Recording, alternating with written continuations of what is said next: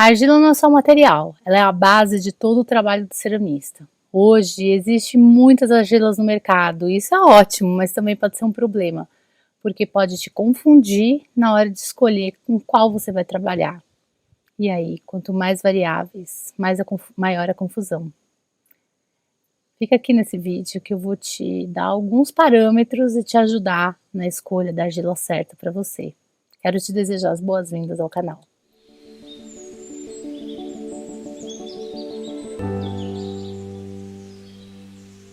Hoje eu tô aqui num cenário diferente, no ateliê Terra Bela, em Cotia, esse lugar iluminado, que respira cerâmica. Não teria lugar melhor para eu gravar esse vídeo, para te ajudar a escolher a argila certa para você trabalhar.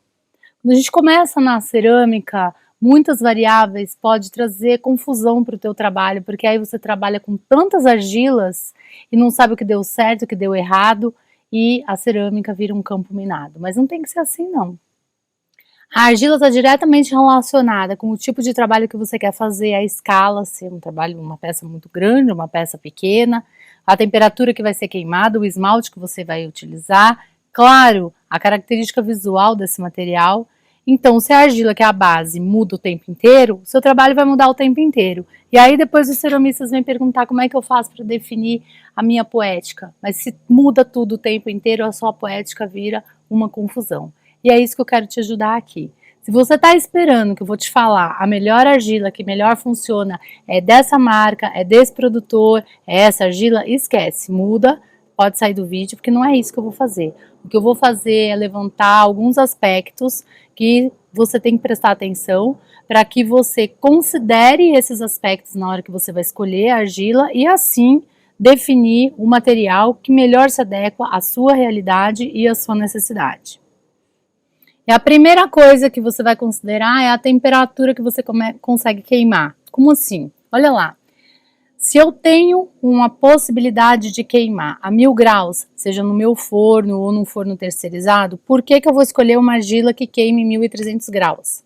A não ser se eu quiser fazer peças decorativas, que não importa se a peça está porosa ou não, se eu for fazer utilitário, o ideal é que eu consiga escolher uma argila que eu consiga queimar e ter o melhor da argila no ponto mais alto dela, para que esse material seja sinterizado, não esteja poroso e consiga ser utilizado com alimento, com bebida, sem mofar e sem estragar e até oferecer um dano, um risco aí para a saúde, que é uma colônia de bactéria e de micróbio.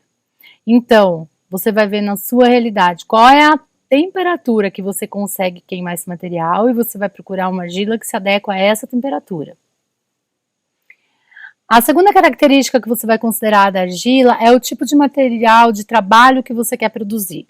Vamos dizer que você quer produzir trabalhos de grande escala. Inclusive, eu estou aqui no ateliê Terra Bela para ajudar na tradução do workshop do ceramista americano Austin Codret, que faz peças muito grandes e que necessita uma argila com uma porcentagem elevada de chamote para conseguir ter uma sustentação e uma resistência mecânica minimamente necessária para que essas peças venham a termo nessa dimensão tão grande aqui.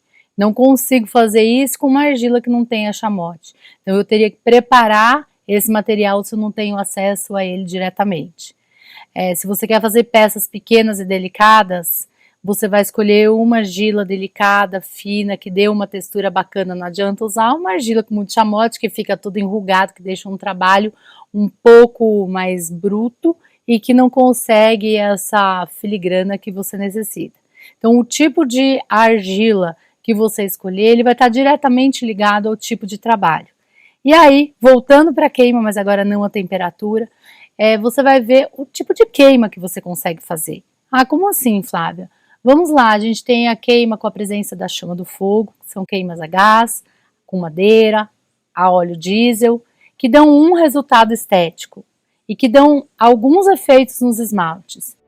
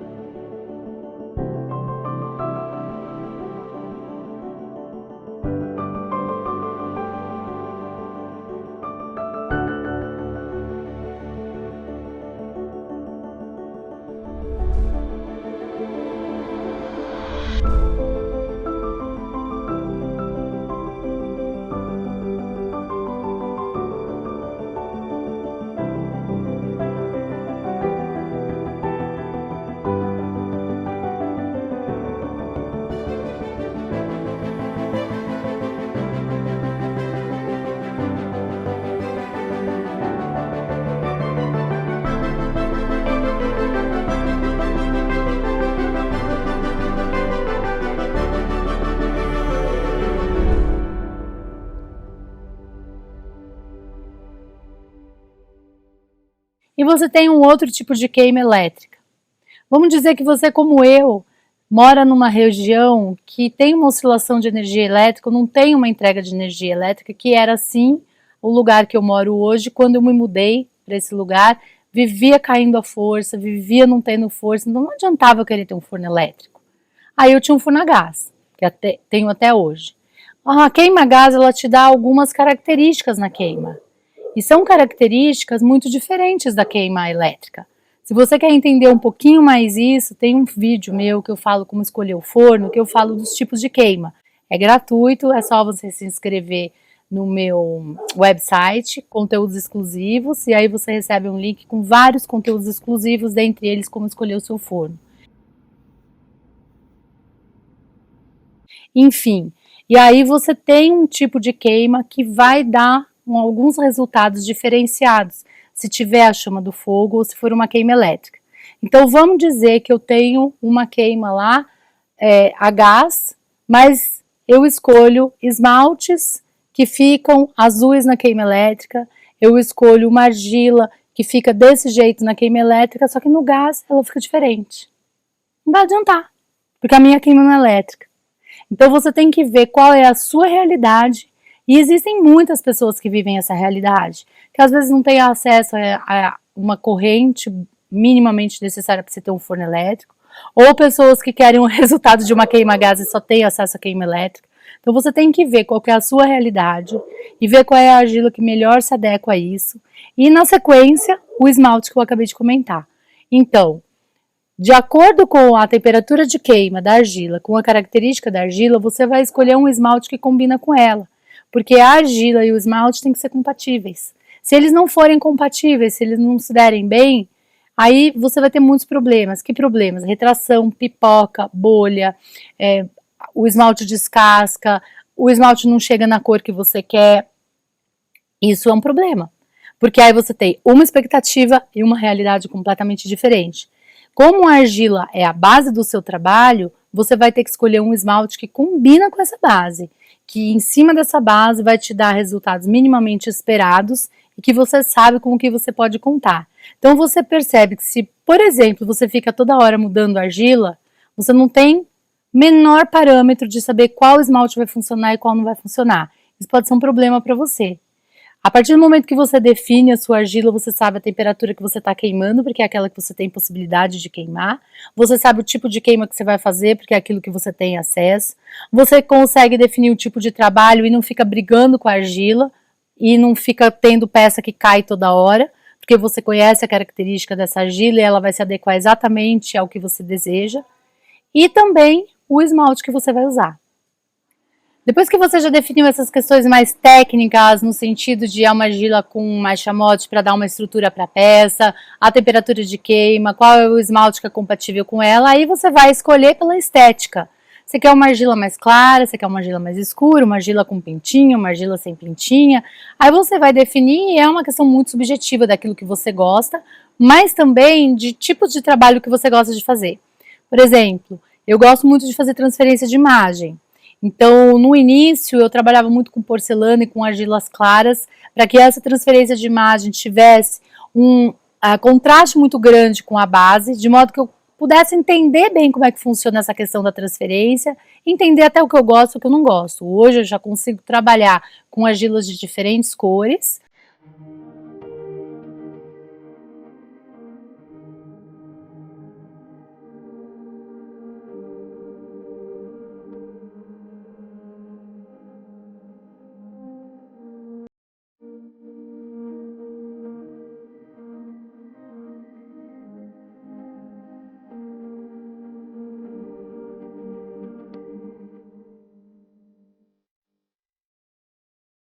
Com a transferência de imagem, porque a minha variável é a cor da argila. A transferência eu já entendo bem, eu já sei como lidar com ela. E claro, se eu tiver uma base de uma argila escura, eu vou fazer uma transferência que usa uma técnica determinada, que a imagem está em material mais claro, uma cor contrastante, porque senão ela vai desaparecer. Então aí sim você vai ter o direito e o poder de escolher pela questão mais subjetiva, do que você gosta e do que você não gosta realmente. Lembra que a cor da argila, ela vai influenciar muito o resultado final da sua peça, por quê? Imagina uma coisa bem simples, se você pega uma folha de papel sulfite e desenha com giz de cera em cima, o giz de cera ele vai ter uma cor ávida, uma cor bem viva, a saturação alta. Agora se você pega uma folha escura, uma folha preta e desenha com o mesmo giz de cera, automaticamente essa cor ela fica mais escurecida, ela fica mais esmaecida. A mesma coisa vai acontecer com a sua argila, principalmente se o seu esmalte for aquele esmalte que não é opaco, que não cobre por completo a superfície da argila. Então, para nomenclatura de esmalte, tem esse outro vídeo aqui. Quem não sabe a nomenclatura ou fica confuso, vai lá. Porque opaco é opaca é aquele esmalte que ele cobre a superfície de argila. Aí você não sabe se é argila com pintinha, sem pintinha, claro ou escura. Mas nem todos os esmaltes são assim. Tem esmaltes que são translúcidos, que estão transparentes. Eles têm cor, mas eles aparecem, deixam você perceber qual é a argila que está por baixo deles. E aí vai ter uma influência muito grande, porque argilas escuras vão deixar os esmaltes mais escuros, concorda? E argilas mais claras vão fazer com que a cor realce, com que a saturação da cor fique mais intensa. Então isso vai afetar o resultado estético visual do seu trabalho diretamente. Vamos recapitular exatamente quais os pontos que você deve prestar atenção? Então vamos rapidamente recapitular quais os aspectos. A temperatura em primeiro lugar, o tipo de peça no tocante à dimensão dela, se é uma peça maior que necessita uma estrutura mais reforçada, ou se é uma peça mais delicada, que não vai ter rugosidade, vai ser bem fininha. A questão da cor, que você vai combinar, ver a compatibilidade com os esmaltes e ver o resultado que você quer. E nessa questão visual, estética da cor, entra também com pintinha, sem pintinha, que é um aspecto mais subjetivo. E você também quer saber, e você precisa definir o que essa peça vem a ser no mundo. No sentido de que qual é a função dela? É uma peça decorativa? É uma peça utilitária? Para que isso é importante? Porque se ela for um utilitário, ela tem algumas questões que você tem que observar, como uma baixa absorção. Então você tem que queimar essa peça na temperatura máxima que a argila suporta, para que ela quase derreta, e aí ela vai fechar bem os poros, não vai absorver umidade. Se é uma peça decorativa, você não precisa se preocupar com isso, tanto faz, aí você só vai ter que se preocupar com uma questão mais estética. Considerando esses 4 elementos, aí chegou a hora de você escolher a argila. Mas tem uma questão financeira que eu também acrescentaria, que além de toda essa parte estética, técnica, ela é muito importante. Dependendo do lugar onde você mora, o frete pode ser um impeditivo ou não para você comprar argila. Também a quantidade que você deve comprar para que o fornecedor entregue para você que você não tenha que ir buscar, ou para receber um desconto. Isso também são aspectos que você deve considerar, que a gente precisa de argila para trabalhar. E se você vai pagar mais no frete do que na argila, talvez não compense para você. Então é melhor você desenvolver um fornecedor local que permite você trabalhar, seja por hobby, ou seja eventualmente como uma profissão, para que você consiga arcar com os custos dessa argila, para que você consiga encomendar essa argila, para que essa argila seja entregue para você e você não tenha que ficar toda hora indo atrás. Então é um aspecto também que eu acrescentaria, essa questão financeira. Definidos esses pontos, você vai fazer um tique em cada um dos aspectos que a argila satisfaz a sua necessidade e a sua realidade e ver qual delas dá um maior número de matches, qual delas corresponde à sua necessidade, à sua realidade. Que não adianta você escolher uma argila maravilhosa, que não serve nem para o tipo de peça que você quer fazer, seja porque ela precisa ser queimada em 1300 graus e você só tem um forno de 1000, seja porque você quer fazer uma peça super pequena e delicada e a argila deixa uma superfície super rugosa, ou porque ela não te satisfaz no tocante às pintinhas e às cores, que não é o que você quer. Concorda? Então esses aspectos são super importantes para você escolher a argila. Parece muito óbvio o que eu estou falando, mas assim, eu respondo diariamente perguntas, dúvidas e ajudo as pessoas em dificuldades que não existiriam se a pessoa começar escolhendo a argila certa para a realidade dela. porque depois vira uma confusão. Eu pego uma argila de alta, queimo embaixo, misturo com um esmalte, não dá o resultado que eu quero, a peça mofa, trinca, racha, não sai a peça porque a peça colapsa, tudo isso. Porque a base do teu trabalho não está bem definida. Então escolhe a argila certa e você vai facilitar a sua vida em muito. Desejo para você uma semana maravilhosa, abençoada, do mesmo jeito que a minha está sendo aqui no Terra Bela.